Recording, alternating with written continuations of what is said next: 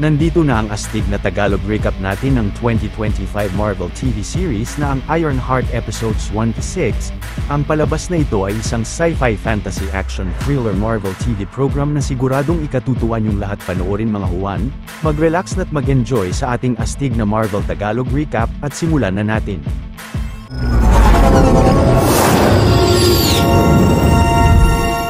Ang MIT college student na si Riri Williams ay planong lumikha ng napaka-high-tech na AI kaya't palihim na nagbenta siya ng mga naimbento niyang prototype gadget sa mga estudyante mula sa iba't ibang eskwelahan. Dahil naman nais ni Riri na ipagpatuloy ang legacy ni Tony Stark ay nagpursigi siyang makalikha ng sarili niyang armor suit upang makapagtaguyod ng makabagong paraan ng pagliligtas sa syudad. Samantala ang isang grupo ng mga kriminal ay palihim na pinasok ang mansyon ng isang mayamang art collector. Ngunit ang kasamahan nilang si Stuart ay hindi na-disable ang security system at biglang nag-alarm ang buong mansyon. Agad na sinugod at inatake ang grupo ng ilang mga security personnel ng mansyon kaya't buong lakas na kinalaban nila ang mga ito. Pero bago pa rumisponde ang mga pulis sa lugar ay napagpasyahan ng grupo na umalis na sa mansyon na walang nakuha. Sa sunod na eksena si Riri ay nag-request na ma-extend ang Stark Industries sponsorship niya ng isang taon pa sa dean ng MIT na si Choi para sa ginagawa niyang armor suit. Subalit tumanggi si Choi kay Riri at in-expel pa siya nito sa MIT dahil sa madalas na pagdulot niya ng pinsala sa mga pasilidad nila na labis na kinagulat ng babae. Gayunpaman ay nagmadaling sinuot ni Riri ang mga parte ng high-tech na armor suit na nalikha niya sa pasilidad ng MIT at gamit ito ay mabilis na lumipad ang babae palayo ng eskwelahan. Pagkatapos ay gamit ang AI ng MIT na si Trevor ay inatasan nito ni Riri na mag-set sa system ng direksyon papunta sa bahay nila sa Chicago, Illinois. Sa kasalukuyan ay yun ang leader ng criminal gang na si Parker Robbins o ang The Hood ay sinabihan ng pinsan niyang si John King na tanggalin na sa grupo si Stuart at maghanap ng kapalit nito. Pero biglang nakita nila si Riri na lumilipad sa syudad suot ang armor suit niya. Subalit sa patuloy na paglipad ni Riri ay hindi nagtagal ay nawalan siya ng access sa AI ng MIT dahil sa pagiging expelled niya pero gamit ang mga repulsor niya sa kamay ay nagawa niyang makababa ng ligtas. Kalaunan pag-uwi ni Riri sa bahay nila ay nakita niya ang ina niyang si Ronnie na binisita ng mga kaibigan nito at isa sa kanila ay si Madeline Stanton na masayang yumakap sa babae. Labis na nadismaya naman si Ronnie na malamang na-expelled ang anak sa MIT at nagtaka kung bakit gumagawa siya ng armor suit pero nasagot ni Riri na dahil kaya niya itong magawa. Pagpunta roon ng kaibigan ni Riri na si Xavier ay agad na inaya niya ang lalaki na lumabas. Nag-usap ang dalawa sa tabing dagat patungkol sa mga plano ni Riri sa buhay at pagsapit ng gabi ay hinatid siya ni Xavier pabalik sa bahay nila. Pero bago magpaalam ay binigay ni Xavier kay Riri ang cassette player at mixtape na nagawa ng lalaki. Kinaumagahan kasama pa rin si Xavier ay pumunta sila ni Riri sa madalas niyang puntahang junkyard shop upang bumili ng mga pyesa para sa panibagong suit niya. Kalaunan ng papakiusapan ni Riri ang may-ari ng shop na si Jim na uutangin niya ang mga parts ay agad na binayaran nito ni John na kinagulat ng babae.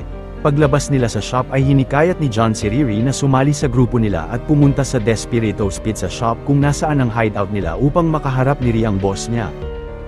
Maliit na pabor lang mga huwan, kung mahilig kayo sa mga ganitong Tagalog recap ay huwag niyong kalimutan na mag-subscribe sa channel natin dahil marami pa tayong upload na mga exciting na recap katulad nito. Maya-maya ay agad na pinuntahan ni Riri ang pizza shop at pagpasok sa loob ay napansin niyang walang kahit sinong tao roon. Ilang saglit ay pumasok si Riri sa elevator ng gusali, subalit bigla itong huminto at napansin niya sa control panel ang isang timer. Habang pinapanood ng grupo si Riri mula sa taas ng gusali ay pinaliwanag sa kanya ni Parker sa speaker na bilang parte ng pagsubok niya ay kailangan niyang makuha ang nakatagong gas mask mula sa device na nasa sahig sa loob ng 3 minuto kundi ay hindi siya makakahinga sa elevator ng dahil sa usok. Pero ang bida ay naisipang takpan ang device na pinagmumula ng usok at binasag niya ang salamin ng sertipikasyon ng elevator. Gamit naman ang bubog ng salamin ay inayos ni Riri ang mga wire ng control panel upang ma-unlock ang pinto ng elevator at buong lakas na binuksan ito ng babae at doon niya nakaharap ang buong grupo. Labis na nagalit ang babae sa delikadong pagsubok na binigay ni Hood sa kanya at naisipan niyang hindi na sumali sa grupo nila.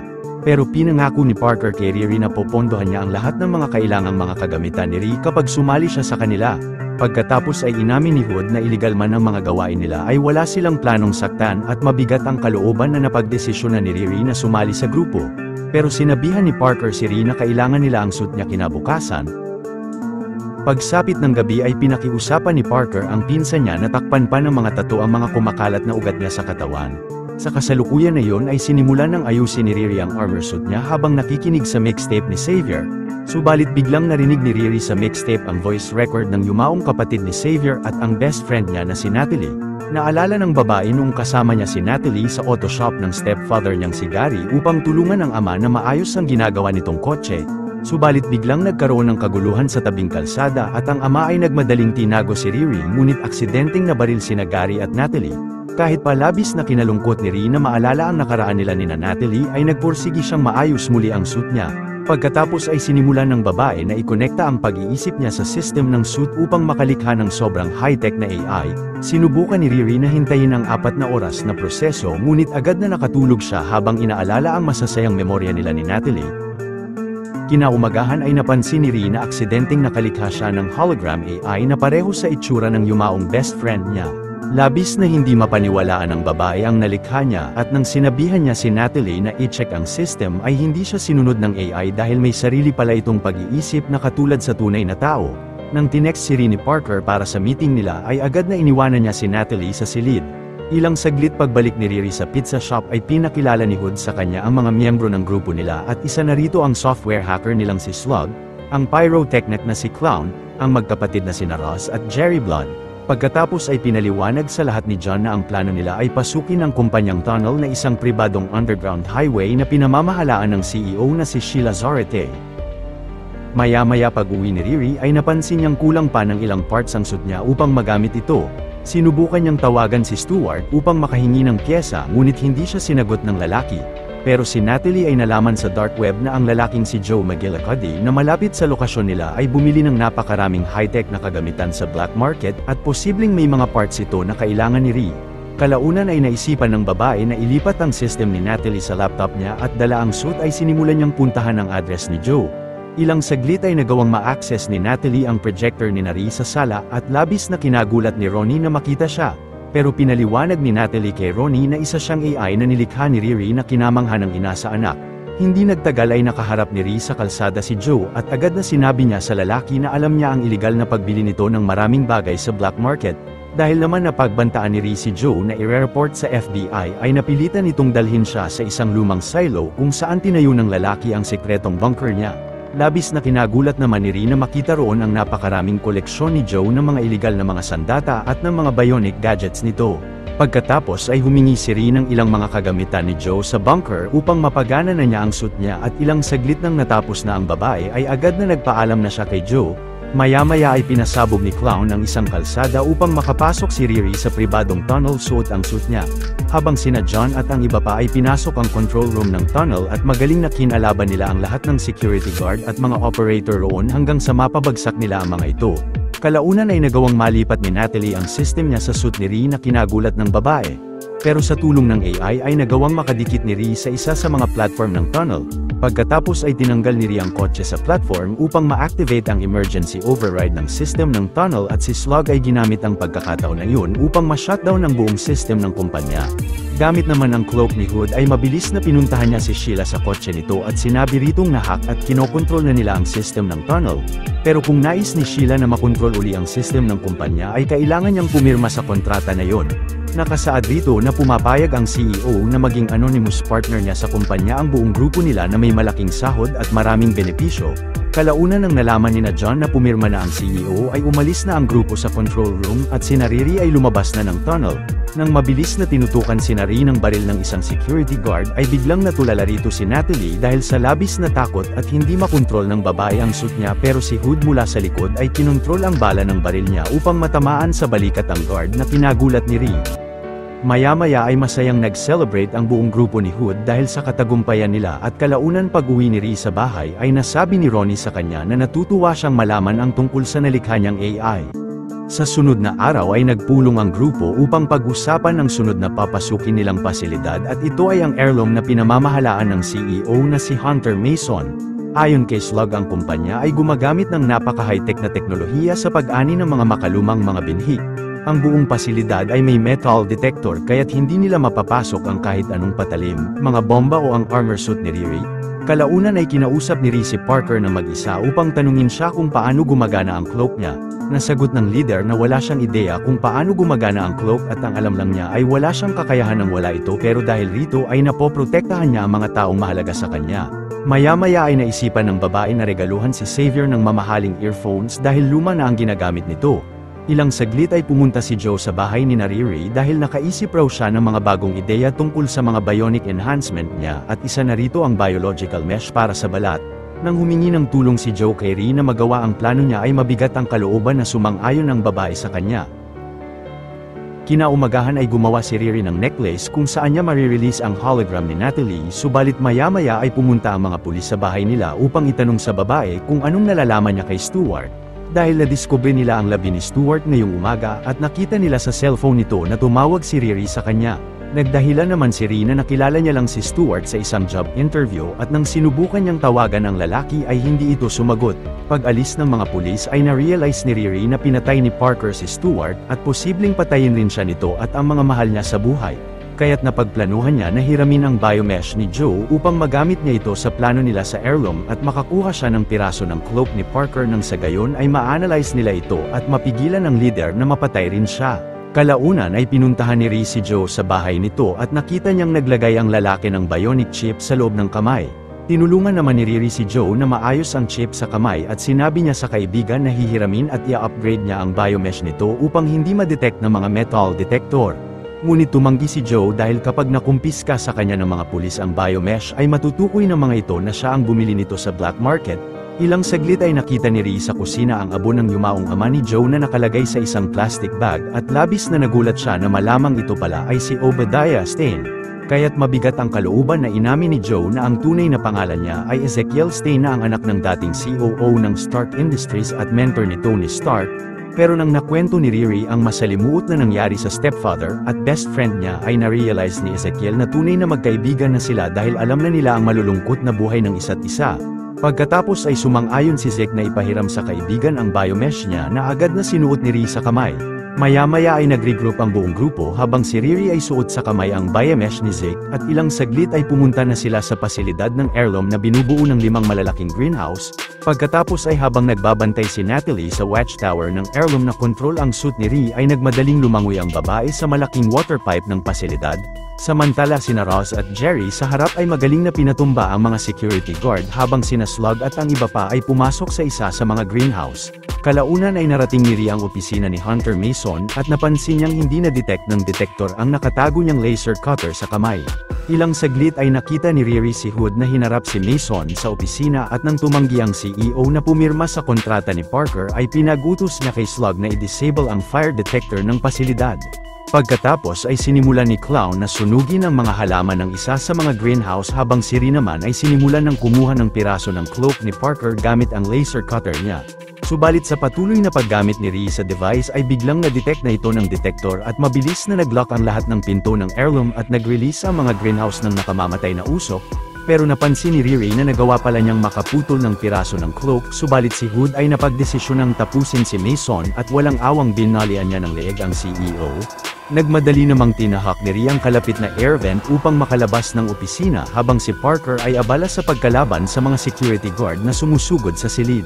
Pero kahit pa napakarami ng mga security personnel na umaatake sa leader ay walang kahirap-hirap na natapos niya ang lahat ng mga ito gamit ang mga kakaibang abilidad at malupit na combat skills niya. Sa sunod na eksena ay tinulungan ni Natalie sina Clown na makalabas ng greenhouse at si Hood ay pinuntahan sina Slug upang tulungan din sila na makalabas sa kabilang parte ng pasilidad. Maya-maya paglabas ni Riri sa air vent ay biglang nakasalubong niya si John na napansing hindi niya suot ang suit niya at hawak pa ang piraso ng cloak ni Parker. Galit na inatake si Riri ni John dahil sa pagkuha niya ng piraso ng cloak nang hindi nila alam pero habang kinakalaban ng babae si John ay hindi niya napansin na tumalsik ang biomesh sa kamay niya.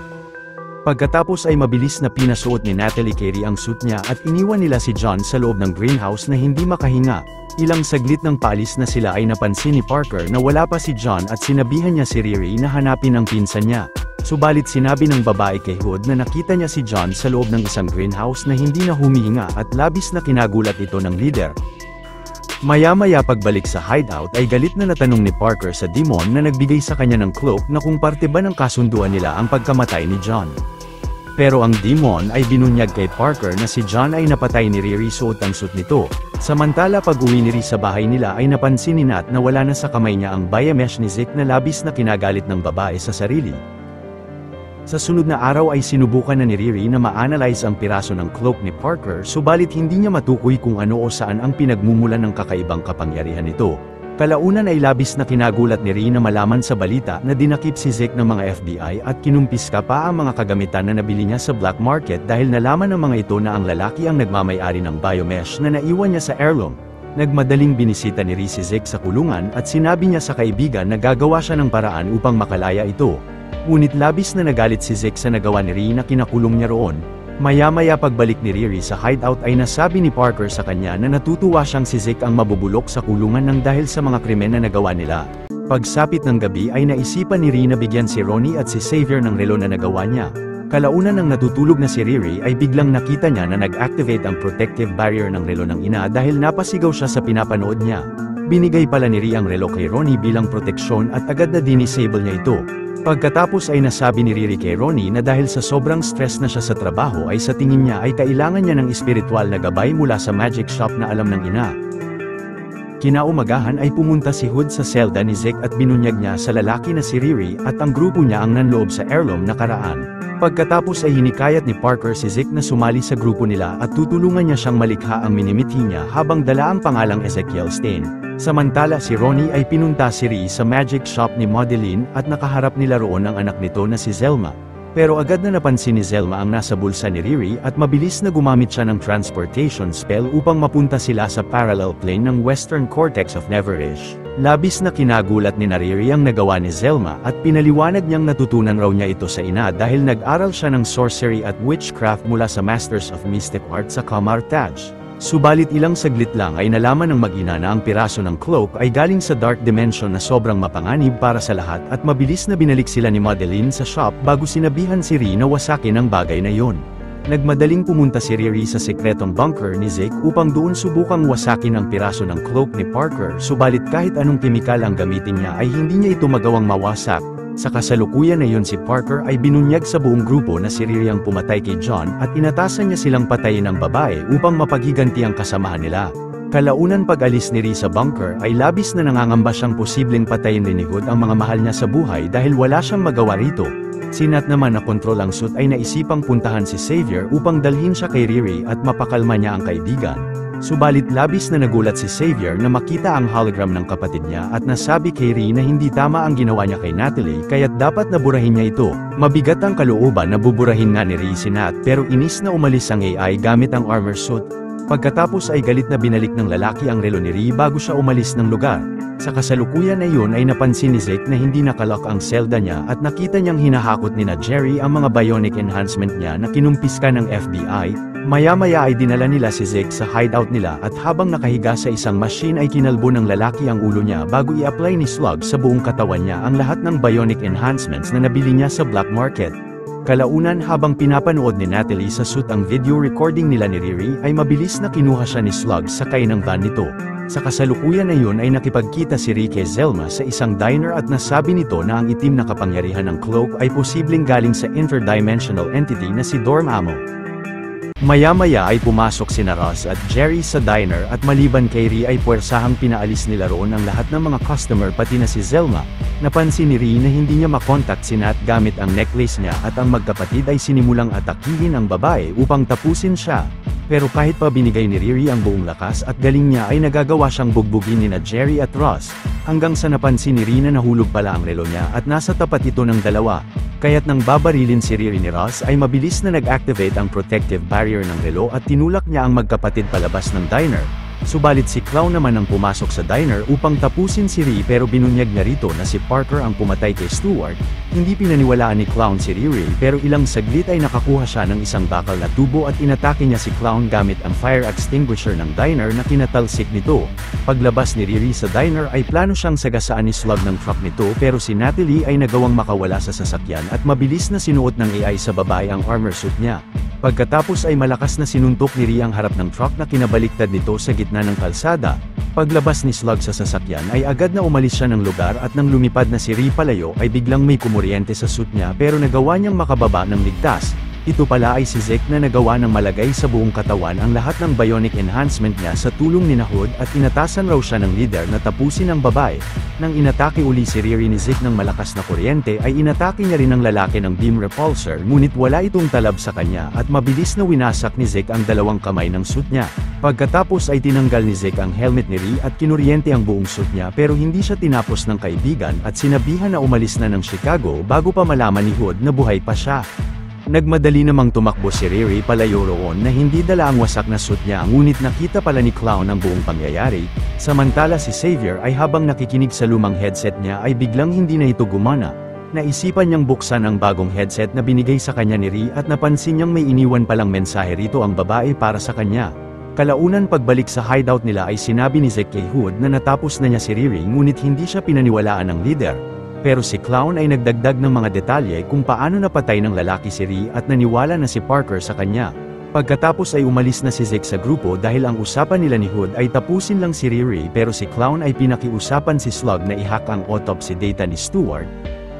Maya-maya pag-uwi ni Ree ay malungkot na inamin niya kay Ronnie ang lahat ng nangyari sa kanya nitong mga nakaraang araw at humingi siya ng tulong sa ina.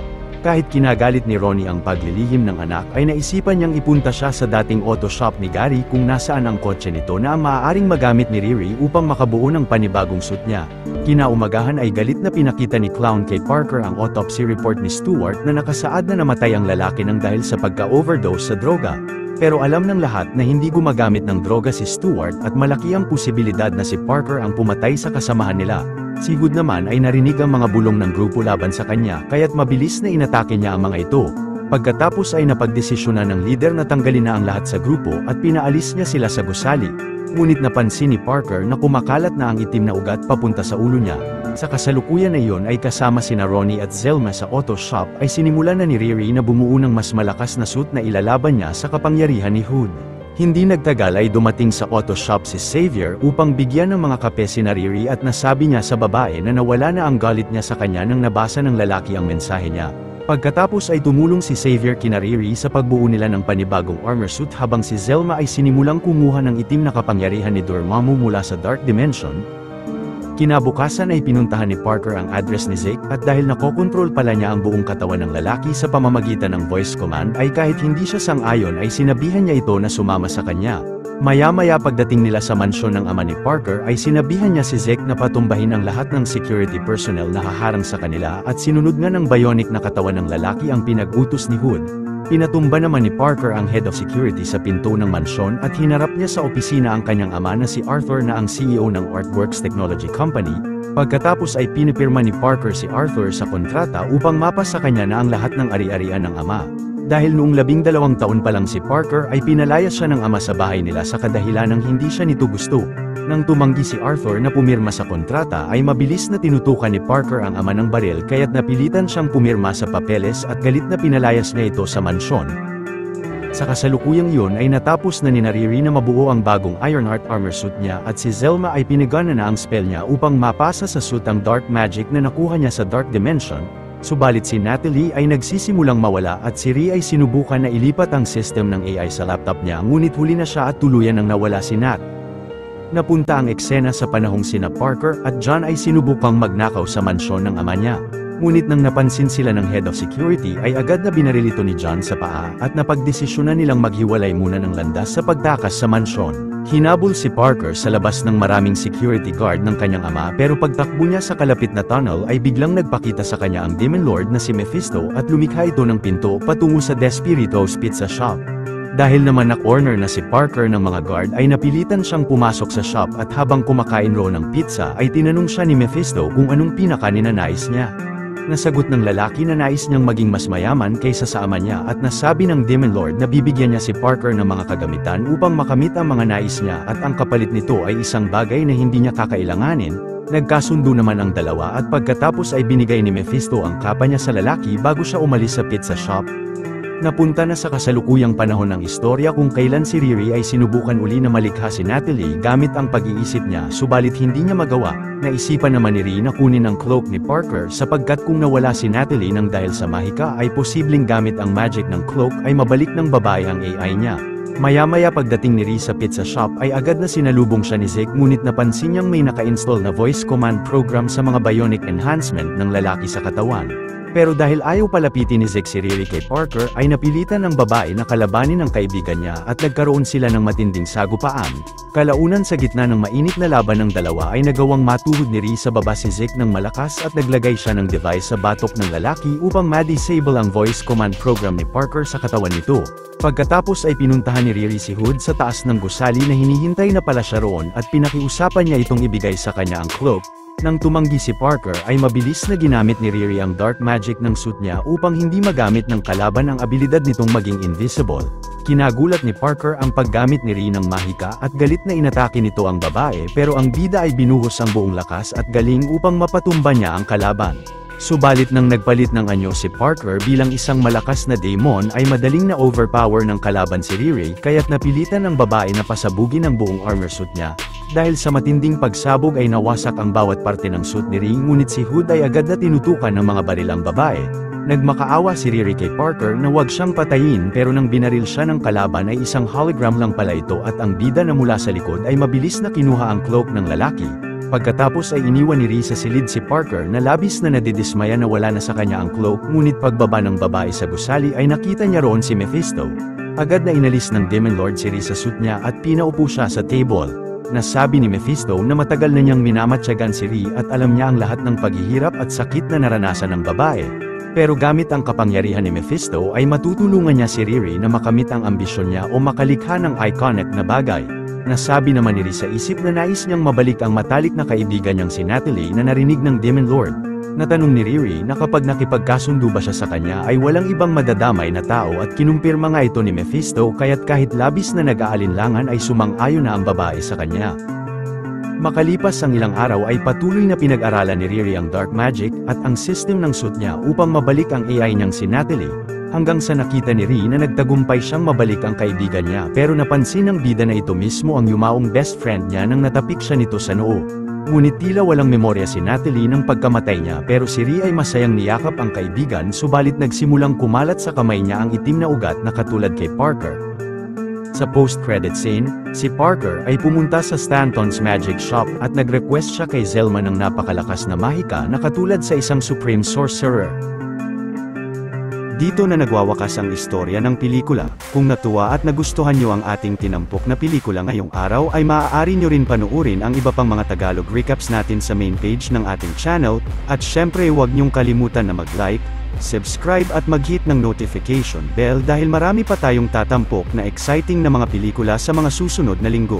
See you on the next one mga Juan.